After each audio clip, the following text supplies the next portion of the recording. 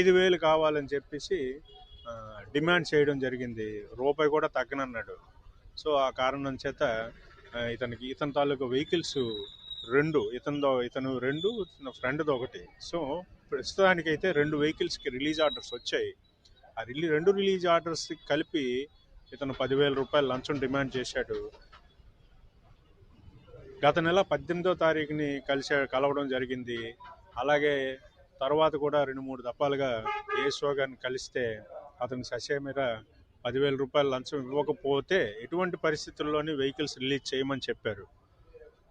లంచం ఇవ్వడం ఇష్టం లేనటువంటి ఫిర్యాదుదారులు ఎవరైతే ఉన్నారో వారు మా వద్దకు నిన్న వచ్చి రిపోర్ట్ చేయడం జరిగింది. మేము వెరిఫై చేసుకున్నాం.